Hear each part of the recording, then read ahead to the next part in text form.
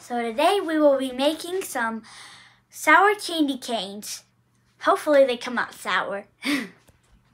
So we want a small pan like this size.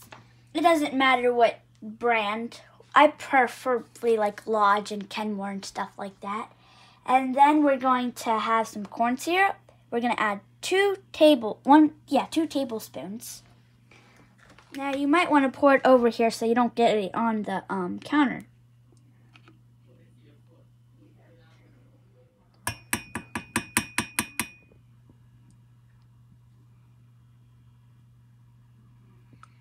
Now you'll want to do it until it's completely out, so you might have to hold it there for a few seconds. Now we want to add the scrumptious sugar. Now, we're just doing this because we're splitting the recipe in half. We're splitting the recipe in half because yesterday my dad made the hottest candy cane on earth. And it made a lot of candy canes. Yeah. So this time we're cutting that recipe in half. So after the 1 cup of sugar, you're going to add a 1/4 cup of water. And then we're going to take a fork and mix it all together. Now you kind of want to hold this because it's going to probably go everywhere if you don't. Now you might want to get an adult to preheat the oven to 200 degrees. And the reason we're going to do that is because once this candy comes off the burner, we're going to start molding it into candy canes. And if it starts to harden before we're ready for it to harden, we're going to have to pop it back in the oven. And keeping the oven set at 200 degrees is going to help it become bendable again. Yeah, bendable. We're also going to set the burner to medium. Yes. And one thing, you want to do it until it's like a texture kind of like drippy, but not that drippy. Also going to want to very closely monitor the temperature. We want to heat this mixture to a temperature that's between 295 and 305 degrees. So this is going to be very, very hot. So no kids are going to want to come near this when it's heating.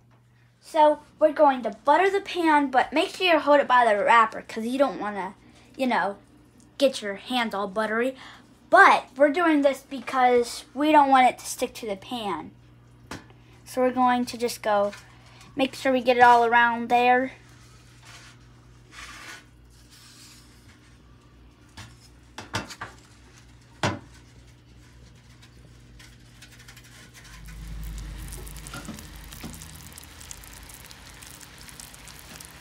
You also want to butter up the spatula because you don't want to it sticking to the thing. Spatula.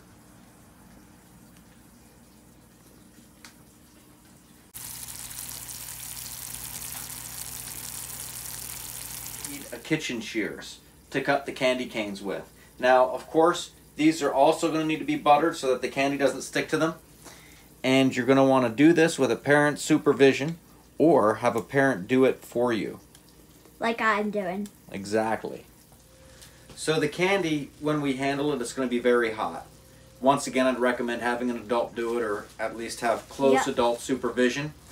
But you're going to want to put on some winter gloves or some kind of a cloth glove, and then over that glove you can put on the plastic gloves. And I said before that the tighter gloves work better. These are just regular food prep gloves, but these will work to keep the candy canes from sticking to my cloth gloves, and the cloth will work to keep my hands from getting burnt. Timer's going off, and we're ready to pour this onto the pan. What we're going to do with this is pour it into 2 separate piles, because we want one of the piles to be purple and the other one to be, what's the other color you're using? I'm using purple and yellow. And yellow. So put these, we'll keep them separate. We got to keep them separate from each other. And about half and half. So that means both puddles have to be the same size. Yes. So first we're going to put some yellow. Okay. And you can kind of spread it around when you put it in there. You can put drops everywhere if you'd like to. Yes. Okay, and then that's the purple. Oh, Yep. Yep, put drops everywhere so it's easier to mix. Okay, and then the flavor. Yes, now since this doesn't have any top, we want to kind of be a little gentle. There. Okay. Okay, so I'm going to try to mix this food coloring in here together so that the yellow goes all through it. Ooh, you can smell that lemon. You can sure smell that lemon. And the reason I buttered up 2 spatulas is because I want to use a different spatula for both. Yes.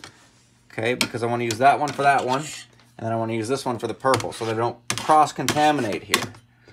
Next time I should try and make the sour candy cane on ours. There's been some sour candy canes out there. I think there's some like Sour Patch Kids ones and stuff. Yeah, I haven't tried those before. But you can't beat homemade. That's what I think. I could be wrong. It depends on who's making it, I guess. I like homemade. So we're going to get ready to pull the candy. I'm going to make my dad do it. Yes, because this part can be, the candy can be hot. Okay? So we want to make sure. I'll get these out of the way here.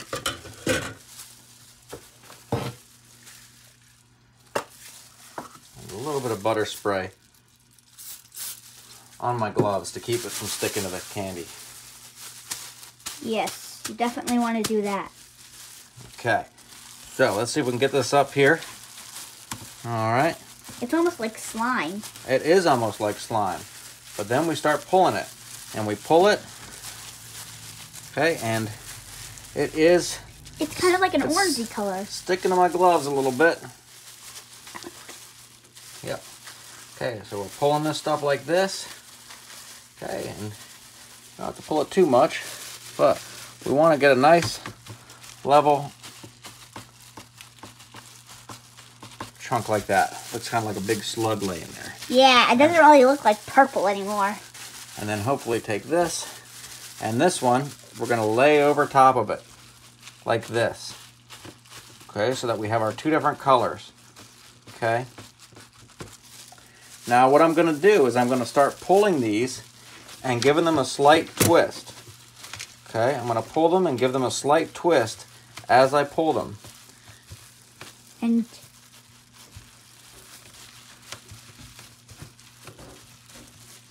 And we should start seeing some sort of a familiar candy cane pattern here before long. At this point I'm going to remove the gloves because I think it's cooled down enough. I'll find out when I touch it.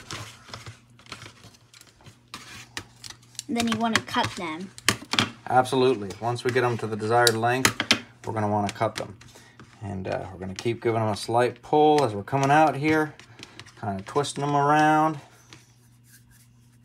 Might have to roll it together like this. This is the part that I never have much luck with, is forming the candy canes.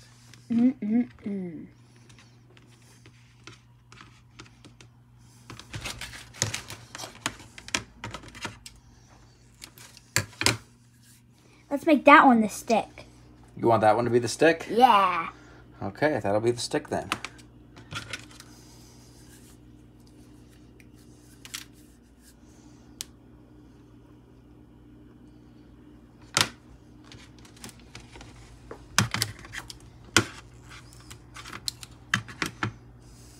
Get it nice and even, if I can. Okay, and there we go. That's about as good as we're gonna get.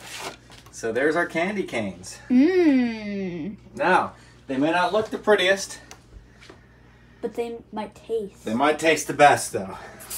We'll have to see.